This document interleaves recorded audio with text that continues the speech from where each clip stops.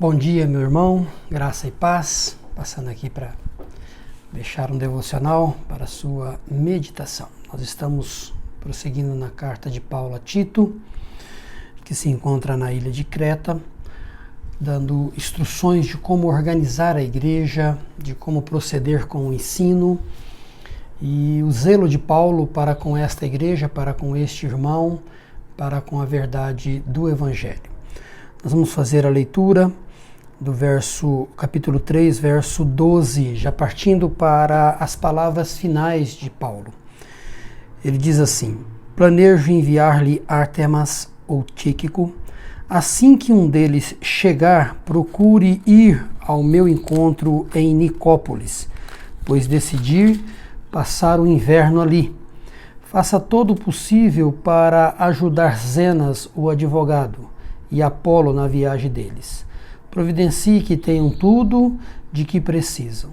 Nosso povo deve aprender a fazer o bem ao suprir as necessidades urgentes de outros. Assim, ninguém será improdutivo. Observe que Paulo dá algumas instruções a Tito, mas essas instruções são válidas para nós, pois são instruções extremamente maravilhosas. Primeiro, ele deve cuidar desses irmãos que chegarão àquela igreja, né? Ártemas ou Tíquico, um deles vai estar com ele para substituí-lo um período para que ele possa estar com Paulo em Nicópolis e junto participarem, comungarem, terem um tempo de comunhão. Isso é importantíssimo. Paulo, então, não pensa em deixar a igreja desprovida. Antes ele envia irmãos para suprir a falta de Tito. Tito vai passar um tempo com Paulo, mostrando que o ministério de Paulo não é desenvolvido sozinho.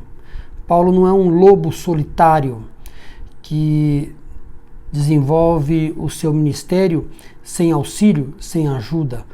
Paulo divide o fardo ou o prazer e o contentamento também de ministrar a palavra, de instruir a igreja de Cristo com demais irmãos, com demais pessoas. Nós temos aqui Tito, temos Ártemas, temos Tíquico, temos Zenas, temos Apolo. Nós vemos que há outras pessoas envolvidas nesta graça de propagar o Evangelho. O Evangelho. Mas ainda há mais outra lição que nós podemos aprender aqui. Paulo, mesmo sendo o autor desta carta, ele ama esta igreja e deseja passar um tempo com Tito, seu filho. Né? Timóteo e Tito são bem próximos a Paulo. Paulo procura que este irmão vá a Nicópolis para passar um tempo, né, o inverno. Paulo vai passar o inverno ali, planeja passar o inverno ali, e ele diz: olha, eu quero ter um tempo com você. Aqui nos mostrando a importância de que nós não podemos caminhar sozinhos. Tito está liderando a igreja. Paulo diz: rapaz, eu quero estar contigo, eu quero caminhar contigo, eu quero compartilhar com você. O ministério não é estrada solitária e nem precisa ser. Nós precisamos de estar juntos com pessoas, compartilhar com pessoas, sorrir e chorar com pessoas e com companheiros de ministério. Nós sabemos que muitos pastores se isolam, não buscando amizades verdadeiras e nessas amizades ter um tempo de compartilhar, de abrir o coração, de falar de suas angústias e de suas lutas. Nós somos recomendados, pois o próprio apóstolo Paulo está pedindo que Tito vá a Nicópolis para que ali eles tenham um tempo de instrução, de refrigério, de alegria, de prazer, de contentamento em Deus. Um tempo de abrir o coração e realmente receber da graça de Deus.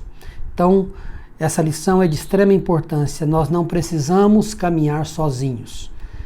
Nós devemos compartilhar a caminhada com outro.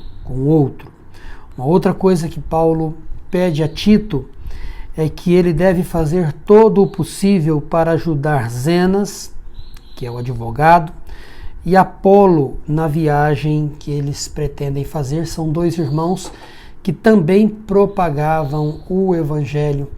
Então Paulo diz que Tito deve suprir as necessidades, a igreja deve suprir as necessidades desses irmãos enquanto eles estão viajando e vão viajar para propagar o evangelho. A igreja se une aqui com uma visão clara, missionária, né, enviando esses irmãos, suprindo a necessidade desses irmãos. Ele diz: providencie que tenham tudo o que precisam, tudo o que necessitam. Observe que Paulo não está preocupado com luxo, com desejos e nem com prazeres. Paulo está dizendo: providencie o que lhe é necessário para que eles possam propagar o evangelho sem preocupação. E ele diz agora algo para a igreja, um princípio importantíssimo, ao qual ele diz: o nosso povo deve aprender a fazer o bem. De que forma? Ao suprir as necessidades urgentes de outros.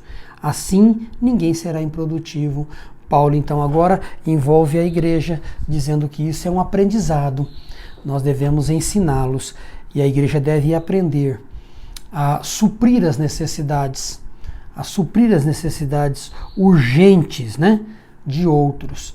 Às vezes as pessoas estão morrendo em torno de nós e nós estamos bem, então, como nós estamos bem, julgamos que os outros também estejam.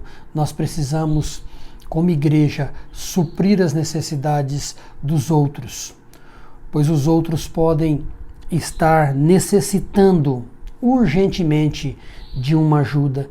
Nós estamos saindo de uma pandemia que deixou muitas pessoas sem seus empregos, muitos sem seus negócios, outros à beira do caos, e muitos irmãos carecendo de auxílio, né, necessitando urgentemente de um apoio.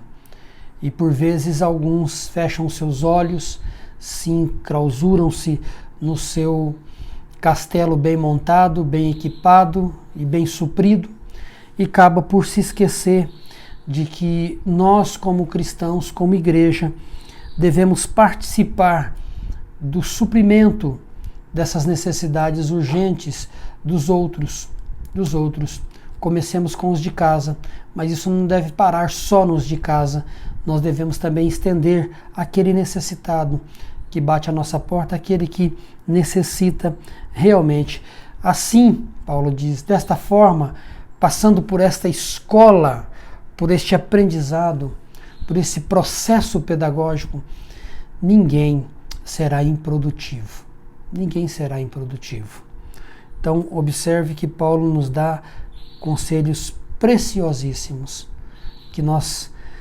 que Deus possa ganhar o nosso coração, conceder graça para nos despertar a ouvirmos, atendermos e obedecermos esses princípios da palavra do Senhor que Paulo nos coloca nessa porção.